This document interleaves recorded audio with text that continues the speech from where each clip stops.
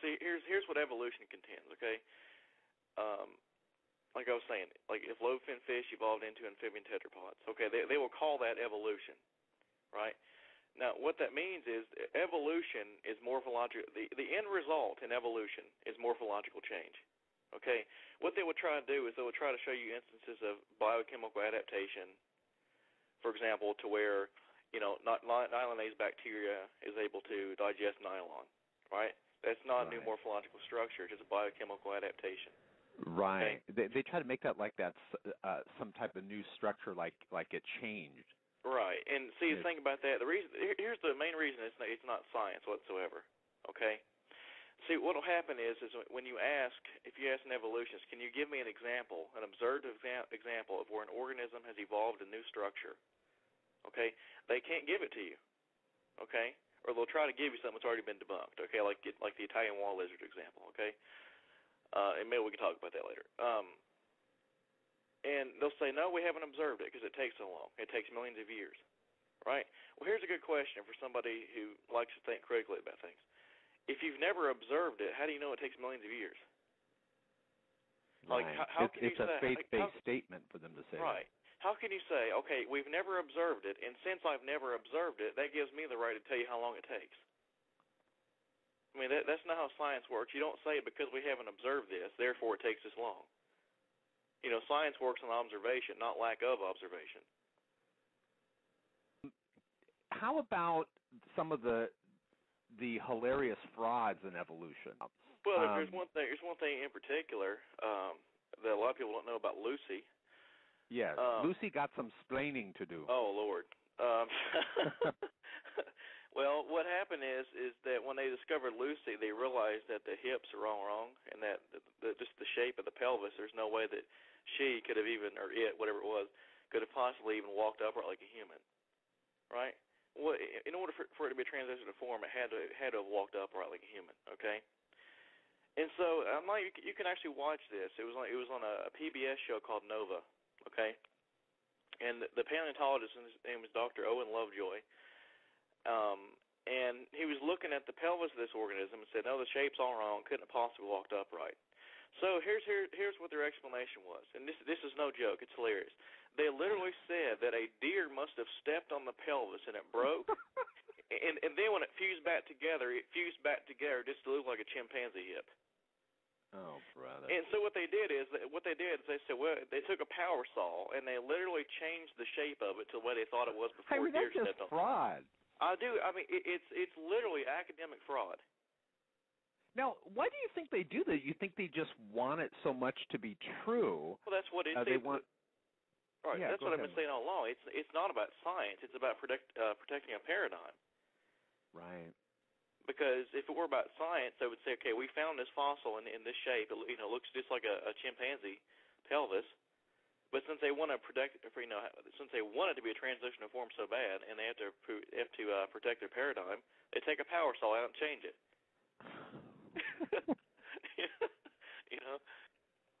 There's actually one thing kind of related to DNA is some of the interdependence in the cell. Okay, now there's many things about the interdependence in the cell that it defies any evolutionary explanation. Okay. Let me just name two things here, okay? Here's something interesting. In order to produce proteins in the cell, okay, which are the workhorses for the cell cannot function without proteins, okay? There's several things you need, one of which is the DNA molecule. Another thing which you need is a ribosome, okay? The ribosome performs the translation process. Now, what's interesting about this is in the Miller-Urey experiment, a lot of people think that's evidence that proteins could have evolved, because they produce several different amino acids, okay? And amino acids are the building blocks of proteins.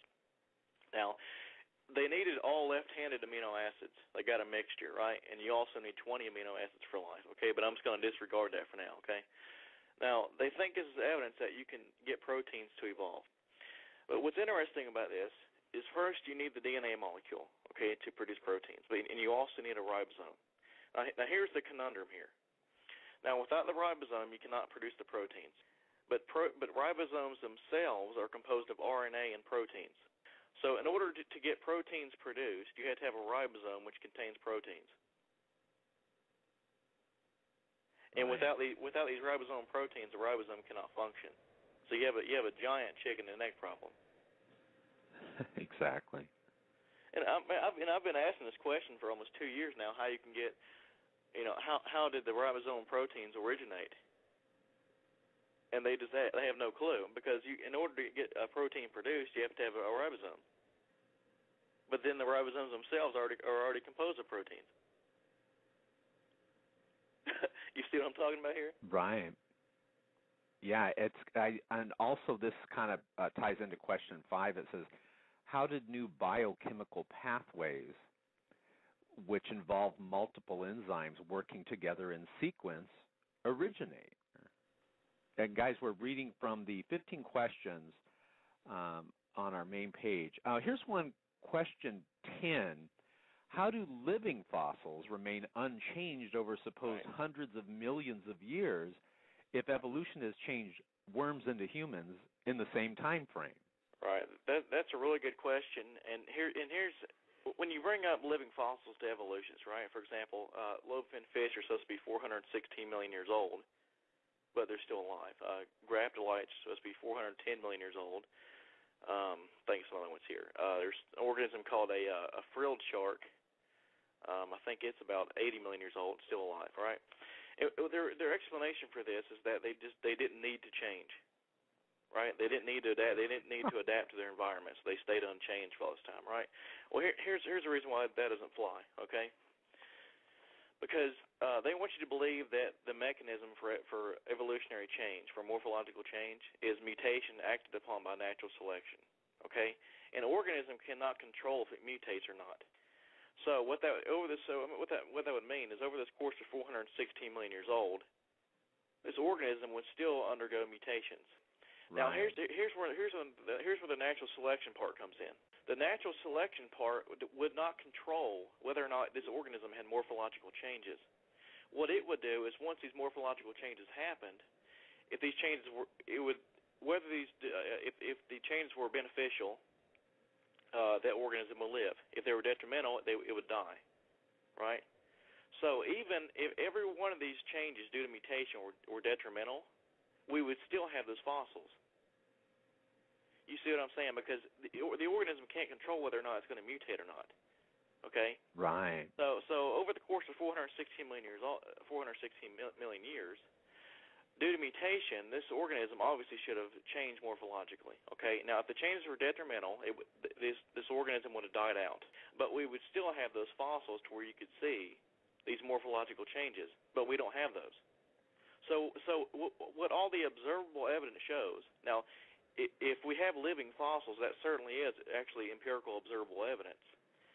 Now, if this organism is 416 million years old, what that means is that all the evidence shows that over 416 million years, mutation acted upon by natural selection does not result in morphological change. That's what the observable evidence shows.